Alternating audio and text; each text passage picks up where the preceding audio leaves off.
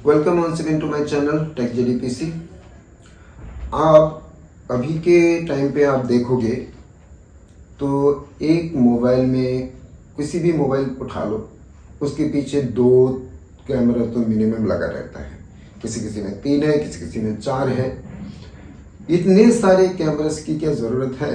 और ये सारे जो कैमरास लगे रहते हैं 3-3 4-4 कैमरा, उसके फंक्शंस क्या क्या होती है, वो क्या क्या कौन सी कैमरा इसमें लगी रहती है, वीडियो में हम वही डिस्कस करेंगे।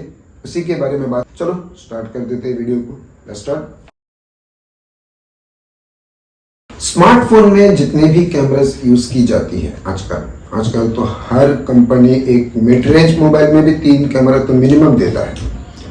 तो हम आज डिस्कस करेंगे कि इसके कितनी कैमरास है जो स्मार्टफोन कंपनी इसका इस्तेमाल करते हैं। अभी देखो, कुल मिलाकर हम जो लिस्टिंग कर पाए उस लिस्ट में 7 तरह का कैमरा आती है जो हर एक स्मार्टफोन में, इन 7 में से कोई 1, 2 या 3 आपको मिल ही जाए। पहला है वाइड एंगल कैमरा, दूसरा है अल्ट्रा वाइड एंगल कैमरा, तीसरा है टेलीफोटो लेंस, चौथा है पेरिस्कोप लेंस, एक है मोनोक्रोम सेंसर, एक है मैक्रो सेंसर और आखिर में आता है वो है डेप्थ सेंसर, जिसको TOF टाइम ऑफ फ्लाइट भी कहा जाता है किसी मोबाइल में। तो हम पहले डिस्कस कर लेते हैं कि वाइड एंगल कैमरा क्या होता है। वाइड एंगल कैमरा एक्चुअली जो मोबाइल का मेन सेंसर है उसी को बोला जाता है। आप एडवर्टाइजमेंट करते देखते हैं ना, 50 मेगापिक्सल का कैमरा है, 64 मेगापिक्सल का कैमरा, वो वाइड एंगल लेंस है। उसमें आप नॉर्मल फोटो खींच सकते हो जिसकी फोकल लेंथ 22 mm से लेकर 30 mm तक होती है। वो मेन कैमरा होती है जो वाइड एंगल लेंस होता है। दूसरा होता है अल्ट्रा वाइड एंगल लेंस। आप अगर कोई भी फोटो खींचना चाहते हो, चलो एक ग्रुप का फोटो आपने खींच लिया, कुछ लोग खड़े हैं, उनको एक साथ फोटो खींचना है, आपने सेट किया कैमरा, लेकिन आपकी कैमरा में आ नहीं रहा है पूरे, तो या तो इनको बोलना पड़ता है कि आप कॉम्पैक्ट हो जाओ, या फिर आपको थोड़ा पीछे जाना पड़ता है, पीछे जाकर कैमरा को थोड़ा पीछे लेकर फिर उसको फोकस में लाना पड़ता है। इस जगह पर अल्ट्रा वाइड एंगल कैमरा काम कर जाता है। जैसे कि अल्ट्रा वाइड एंगल कैमरा के मोड में आप शिफ्ट करोगे तो वो एरिया एक्सपांड हो जाता है, 120 डिग्री तक एक्सपांड हो जाता है।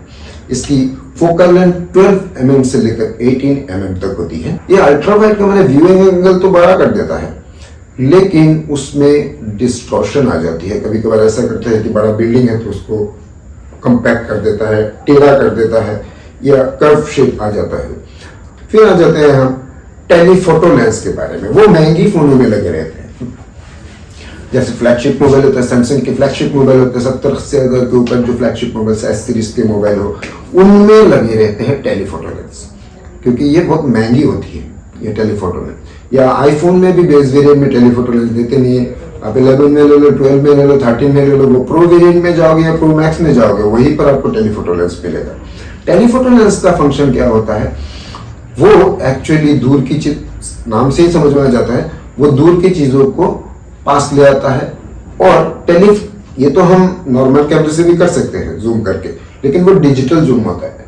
डिजिटल जूम में क्या होता है कि वो मेन कैमरे से ही फोटो के पहले फोकस करते हैं, फिर उसको क्रॉप कर करके बड़ा किया जाता है, जिसकी वजह से आपको अगर ज्यादा जूम करोगे तो फटे हुए पिक्चर मिल जाता है, पिक्चर फट जाता है। टेलीफोटो लेंस अगर आपके मोबाइल पे है तो वहां पर ये चीज नहीं होगा, उसमें ऑप्टिकल जूम दिया रहता है। देखिए मोबाइल पे लिखा रहता है ऑप्टिकल जूम। ऑप्टिकल जूम जहां पर लिखा रहता है वो टेलीफोटो लेंस का कमाल होता है। वो लेंस अपने फोकल लेंथ को चेंज करके दूर की चीजों को पास ले आता है और उसमें क्वालिटी में कोई असर नहीं पड़ता है, बिल्कुल वही क्वालिटी आपको मिलता है। ये जो टेलीफोटो लेंस है आजकल फ्लैगशिप मोबाइल्स में, वो पोर्ट्रेट मोड के लिए भी यूज किया जाता है। आजकल जितने भी फ्लैगशिप मोबाइल है, आईफोन की जो प्रो सीरीज है, सैमसंग की जो प्रीमियम सीरीज है, उन सब में, वीवो की जो प्रीमियम सीरीज हो, उन सब में जो जब आप पोर्ट्रेट मोड में फोटो खींचते हो बैकग्राउंड ब्लर करके, तो उसमें टेलीफोटो लेंस काम करता है। टेलीफोटो लेंस जैसे आप क्लिक करोगे देखना थोड़ा जूम हो जाता है, तो वो टेलीफोटो लेंस इस पोर्ट्रेट मोड के लिए यूज किया जाता है। अब आ जाते हैं इसके बाद वाला, वो है पेरिस्कोप लेंस, जिसकी फोकल लेंथ 105 से लेकर 130 mm तक होती है। वो एक कॉम्प्लिकेटेड चीज है जो पेरिस्कोप लेंस है, वो हर फोन में नहीं होता है। S22 अल्ट्रा में है, Note 20 अल्ट्रा में है, पेरिस्कोप लेंस का जो फंक्शन है वो बहुत डिफिकल्ट होती है, वो बड़ा भी होता है, इसलिए इसको प्लेस करना भी मुश्किल हो जाता है। यह पिक्चर देख लो, इस तरह से टेलीफोटो लेंस को प्लेस किया जाता है। टेलीफोटो लेंस से पेरिस्कोप लेंस को शिफ्ट किया जाता है। पेरिस्कोप लेंस जो होता है वो एक्चुअली काम करता है क्या, वो पेरिस्कोप वो टेलीफोटो लेंस है, उससे आप 3x 5x तक जा सकते हो ऑप्टिकल, इससे ज्यादा नहीं जा सकते। लेकिन और भी दूर की चीजों को पास लाते हैं क्वालिटी को बिना खराब किए, उसके लिए आपको पेरिस्कोप लेंस की जरूरत होती है। लेकिन पेरिस्कोप लेंस की जो साइज होती है, पीछे जो लेंस के बीच में जो गैप होती है वो बहुत बड़ा होती है, इसलिए वो एक टेक्निक यूज करते हैं। यहाँ पर उसके बाद पेरिस्कोप लेंस के लिए एक प्रिज्म की जरूरत होती है। प्रिज्म का रखता है वो परपेंडिकुलर कंडीशन में लाइट प्रिज्म के ऊपर गिरता है, वो सीधा 90 डिग्री एंगल पे जाकर सेंसर में पड़ता है। तो इसके लिए स्पेस ज्यादा जरूरी हो जाता है, और ये कॉम्प्लिकेटेड ही नहीं, वो एक्सपेंसिव भी है। इसलिए बहुत सारे ज्यादा महंगी फोन जो है उनमें पेरिस्कोप लेंस लगाया जाता है, जैसे S22 अल्ट्रा में है। लेकिन शायद Huawei P30 में पहली बार पेरिस्कोप लेंस का इस्तेमाल किया गया था। 5x ऑप्टिकल जूम शायद किया जा सकता था, लेकिन अभी फिलहाल S20 अल्ट्रा S20 अल्ट्रा नहीं, S21 अल्ट्रा, S22 अल्ट्रा, इनमें पेरिस्कोप लेंस दिखता है जो 100x जूम तक कर सकता है। क्वालिटी डिक्रीज नहीं होता है, वो प्रॉपर अच्छे क्वालिटी का आ जाता है। फिर आते हैं मोनोक्रोम सेंसर। मोनोक्रोम सेंसर क्या होता है, वो ब्लैक एंड व्हाइट फोटो के लिए जनरली यूज की जाती है। होता क्या है, देखो जैसे जो कैमरा सेंसर होते हैं उसके ऊपर लाइट आता है, तो वो लाइट जो सेंसर होते हैं वो लाइट को जब कैप्चर करते हैं वो कलर में कैप्चर नहीं करते, टोटल लाइट को कैप्चर कर लेते हैं। तो इसको कलर में कन्वर्ट करने के लिए हर एक सेंसर पिक्सल के ऊपर एक लेयर RGB का एक लेयर चढ़ाया जाता है, जिसमें ग्रीन 50% रहता है, रेड और ब्लू 25% रहता है।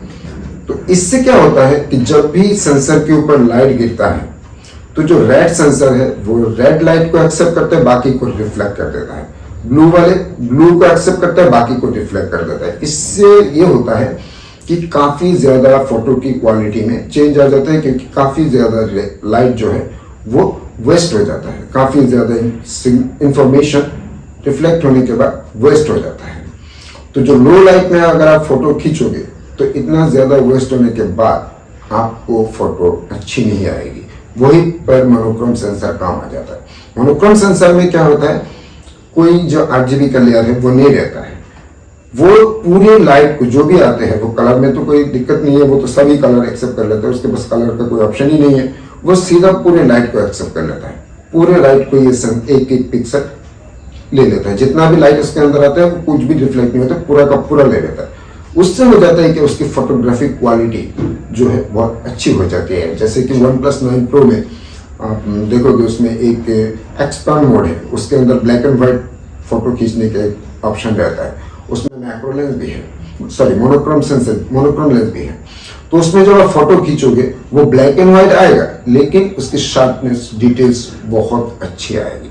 तो जो कैमरा में करता क्या है, अगर मोनोक्रोम लेंस है तो लो लाइट में वो मोनोक्रोम सेंसर से वो डिटेल्स पूरा ले लेता है, और मेन सेंसर से बाकी कलर का जो कॉम्बिनेशन है वो ले लेता है, उन दोनों को मर्ज करके आपको एक अच्छी फोटो देता है। मोनोक्रोम सेंसर इस जगह पर काम आ जाता है। अब नेक्स्ट है macro sensor. Macro sensor closeup photography के लिए यूज किया जाता है, जो जैसे कैमरा में, लेकिन इसकी जो कंपनीज जो मैक्रो सेंसर यूज करते हैं मोबाइल पे, उसकी ज्यादा जो रेजोल्यूशन है वो 5 मेगापिक्सल तक ही जाता है, इससे ज्यादा नहीं दे पाते वो क्या होता है, क्या एक चीज को, किसी भी चीज को अगर आप फोटो खींचना चाहते हो वो मैग्नीफाइंग लेंस की तरह काम करता है। उसके पास आप कैमरा ले जाओगे तो इसकी डिटेल्स ज्यादा मिलेगी। मैक्रो सेंसर इसी काम में यूज होता है। जैसे कि आप क्लोजअप फोटो ले लेते हो, क्लोजअप किसी चीज का फोटो लेना चाहते हो तो वो मैग्नीफाइंग लेंस की तरह काम करते हैं, वो उसको उस चीज को डिटेल्स ज्यादा आ जाता है उसके अंदर। अब ये 2 मेगापिक्सल या 5 मेगापिक्सल का मैक्रो कैमरा तो लगा देते हैं, मैक्रो सेंसर तो कंपनी यूज करते हैं, लेकिन प्रैक्टिकली देखा जाए वो सिर्फ नंबर गेम के लिए किया जाता है। क्योंकि कोई भी फ्लैगशिप फोन उठा लो, उसमें आप देखोगे कि फ्लैगशिप नहीं, मिड रेंज या फिर अपर मिड रेंज कोई भी फोन उठा लो, मैक्रो फोटोग्राफी है वो वाइड एंगल लेंस से भी हो जाता है।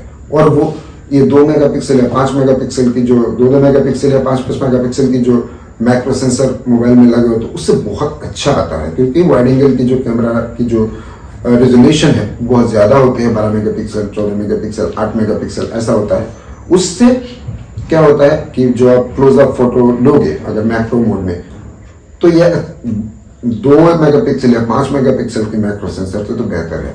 तो ये जो मोबाइल में लगा रहता है 2 मेगापिक्सल 5 मेगापिक्सल मैक्रो सेंसर, वो एक जमाने में शायद ठीक था बहुत पहले, लेकिन अभी की जो मोबाइल की जो कैमरा टेक्नोलॉजी इतना एडवांस हो चुका है, ये 2 मेगापिक्सल या 5 मेगापिक्सल के मैक्रो सेंसर जो देते हैं वो नंबर गेम के लिए देते हैं कि मेरे मोबाइल में 3 कैमरा है, 4 कैमरा है, इसमें एक मैक्रो सेंसर भी है, एक मोनोक्रोम सेंसर भी है। हालांकि इसकी कोई जरूरत नहीं है, वो चाहे तो वाइड एंगल कैमरा से भी मैक्रो फोटो लिया जा सकता है और वो बहुत अच्छा होगा ये 2 मेगापिक्सल या 5 मेगापिक्सल से। लेकिन भाई नंबर गेम है, कंपनी को ज्यादा नंबर बढ़ा कर फोन बेचना है तो वो तो करेंगे ही ऐसा। अब आ जाते हैं आखिरी जो कैमरा है वो depth sensor. Depth sensor actually काम आता है, ये कैमरा नहीं है एक्चुअली, एक कंप्यूटेशनल फोटोग्राफी के लिए एक डाटा कलेक्टर है। वो एक्चुअली कैमरा नहीं है, कोई सेंसर नहीं है। वो क्या करता है, यहाँ से एक रेज निकालता है, वो जाकर किसी जगह पर टकरा कर वापस आता है। उससे क्या होता है कि जो अगर आप किसी इंसान की अगर फोटो खींच रहे हो तो वो डिटेक्ट करता है कि सब्जेक्ट कौन सा है और बैकग्राउंड कौन सा है। सब्जेक्ट और बैकग्राउंड को डिफर करने के लिए ये डेप्थ सेंसर का यूज किया जाता है। जैसा पोर्ट्रेट फोटोग्राफी करते हो, पीछे ब्लर आ जाता है, सामने वाला जो सब्जेक्ट है वो क्लियर आता है, ये डेप्थ सेंसर का काम होता है। तो ये थी टोटल जितने भी तरह की कैमरास लगे रहते हैं मोबाइल में, जितने भी मैंने डिटेल्स कैमरा के बारे में बताया है, जो भी लिस्टिंग मैंने दी है, आप देख लेना इनमें से कोई ना कोई कैमरा ही हर एक स्मार्टफोन के पीछे लगा रहता है। अगर 3 कैमरा है तो आप देखना कि इस 7 में से कोई मिल जाएगा। तीन कैमरा की जो तीनों जो कैमरा है वो इन्हीं 7 कैमरों में से मिल जाएगा आपको। तो ये थी बातें जो कैमरे के बारे में हम आपसे डिस्कस करना चाहते हैं। अगर वीडियो अच्छी लगे तो लाइक करना, सब्सक्राइब करना चैनल को अगर आपने सब्सक्राइब नहीं किया है, शेयर भी करना इन्फॉर्मेशन अच्छी लगे। मैं ऐसे वीडियो बनाता रहता हूँ। थैंक यू फॉर वीडियो देखने के लिए। नमस्कार।